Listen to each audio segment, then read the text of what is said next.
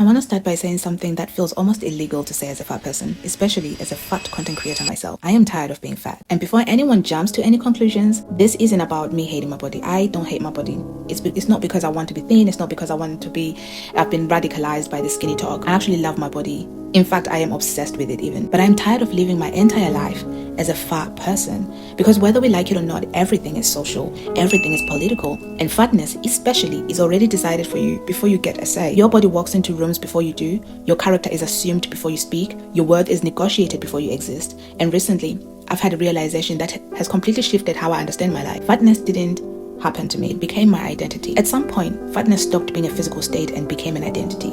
And even when I was doing everything right, even when I was confident, even when I was living well, I still lived as a fat person. I made decisions as a fat person. I laughed as a fat person. I failed as a fat person. I explained myself as a fat person.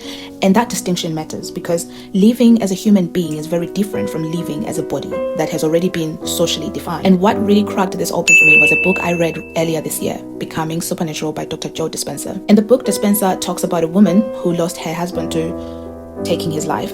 Her life collapsed, grief consumed her, stress ate her alive. At first, it showed up as fatigue, then illness, then cancer, until she lost almost everything. And what stood out for me wasn't just the tragedy, it was the idea that her grief became her identity. She lived as the grieving woman, she organized her life around the loss, suffering became a form of loyalty. And Dispenza says something that really disturbed me. He suggested that she became addicted to her own emotional state, not addicted to in a moral way, addicted chemically, neurologically, and nervously. Her body had learned the state so well, it didn't know how to exist outside it. And when I read that, something in me went quiet because I realized fatness can work the same way. Fatness is learned early. You don't need trauma to learn it, you just need mirrors. When you're a kid and your body becomes bigger than the others, you know. You shop in bigger sizes. You leave the kids section earlier and you shop in the bigger people earlier. Plus size people shop in categories. Everything becomes about your body. You are aware you're big.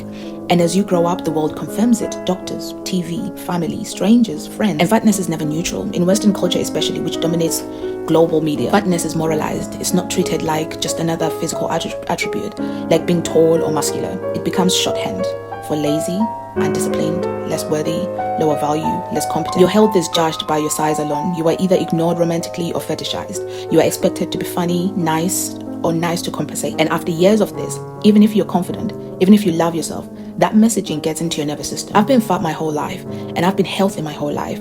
I grew up active, I played sports, I ate home-cooked food, I didn't leave the stereotype.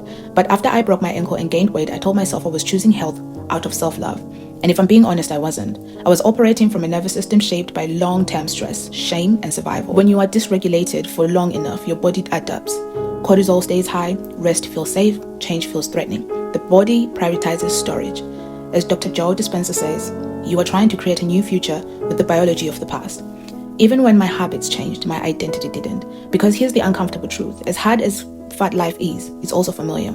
And familiarity feels safe. As fat people, we are not wrong to feel wronged. The world does treat fat bodies unfairly. When stigma is constant, the mind can attach to it for safety. And at some point, fatness stopped being something that happened to me and became the lens I viewed everything through.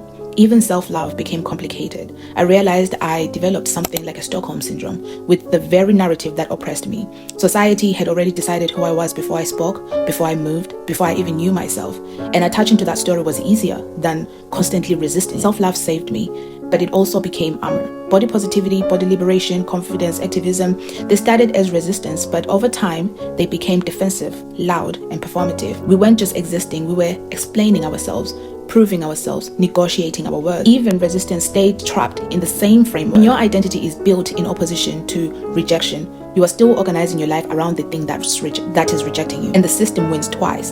It stigmatizes fat bodies, then sells solutions, diets, drugs, wellness, even empowerment. That's why the GLP-1 didn't land because people hate themselves. It landed because people are exhausted. So here's what I've landed. I don't want to live as a fat person anymore. I want to live as a human being. That doesn't mean pretending stigma doesn't exist. It means refusing to organize my life around it. Movement stops being proof. Food stops being optics. A balanced life as a fat person doesn't come from winning acceptance. It comes from no longer organizing your existence around the need for it. You stop being a body trying to belong, but a person simply living. Life is incredible and a gift. It is so short it can pass by in the blink of an eye. I choose to spend it focusing on my own journey, not seeking approval from a society that has no true identity of its own.